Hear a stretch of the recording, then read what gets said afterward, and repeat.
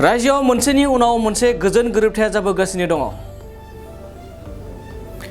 मख'जाथावदि डक्टर हिमन्त बिश्व शर्माया राज्योआव गिबि मन्त्रि जानायनिफ्रायनो गिबि बर'फोरनि गेजेराव बिटिआर गोरोबथा जायो। बेनि उननिफ्रायनो राज्योआव गोबां गोरोबथा जानायखौ नुनो मोननाय जादों। बेबायदिनो फिन आरोबाव आसाम सरकार भारत सरकारजों गोजोन गोरोबथा जाबावबाय गुबुन मोनसे उतखारि आफादा। डिमासा नेशनेल लिबारेशन आर्मी सुंदयै Dnla उतखारि आफादा मैया आसाम आरो भारत सरकारनि गेजेराव गोजोन गोरोबथा जाबावदों। मख'नाया गोनांदि बिटिआर गोरोबथानि गेजेरजों बारग' NDFBआ गुबै दाहाराव फैनायनि उनाव दायो डिमासा नेशनेल लिबारेशन आर्मीआ सुंदयै Dnla गोजोननि लामायाव फैयो।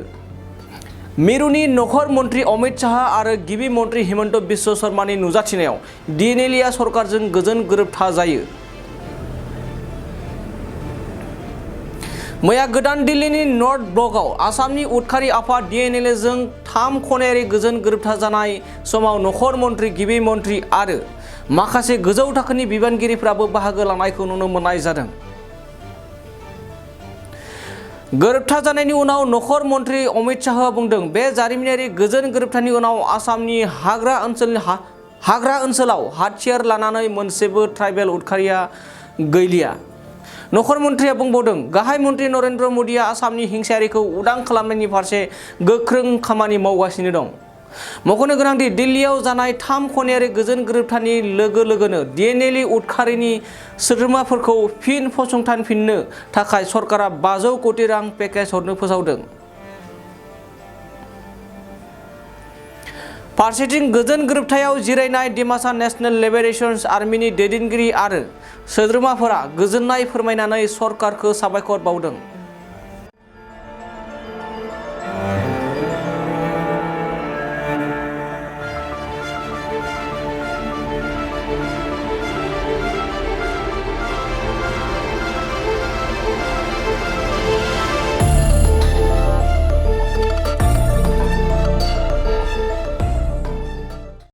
बाजाज कम्पानिनि गुबुन मडेलनि बाइक सालायनो मोजां मोनग्राफोरनि थाखाय गोजोनथाव खौरां। उदालगुरि जिल्ला रौतानि ब्रह्म अट'मबाइल्स बाजाज श'रुमआ लाबोदों नोंथांमोननो रंजालि बैसागुनि लन मेला आरो गोबांथार रेहाय। खम बेसेनावनो डाउन पेमेन्ट होनानै नोंथाङा बाजाज कम्पानिनि बाइकखौ नोंथांनि न'आव लांनो हागोन।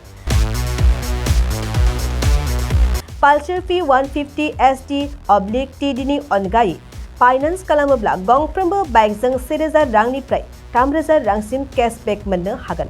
लोगोसे बैसागुनि रेहाय हिसाबै पालसार P150 सिंगल डिस्क/डाबल डिस्क ABS बाइकखौ 50% जौखोन्दो डाउन पेमेन्ट होयोब्ला 0% जौखोन्दो सुदावनो लन मोननो हागोन आरो 4% जौखोन्दो डाउन पेमेन्ट होब्ला 6.99 सुदावनो लन मोननो हागोन। बेफोर मोजां खाबुआ 8 एप्रिलनिफ्राय 13 एप्रिलसिम सोलिबाय थागोन। लोगोसेयैनो नोंथांमोननि थाखाय गोनांथार बाथ्राया जादों बैसागुनि बे रेहाया रौतानिफ्राय 50 किल'मिटार जानथायनि सिङाव गोग्लैनाय बायग्राफोरनि थाखायल' जागोन। नोंथांमोना आबुङै मिन्थिनो थाखाय नैबे मबाइल नम्बर 9101541183 एबा 9957318292 आव थोंजों सुलाद लानो हागोन।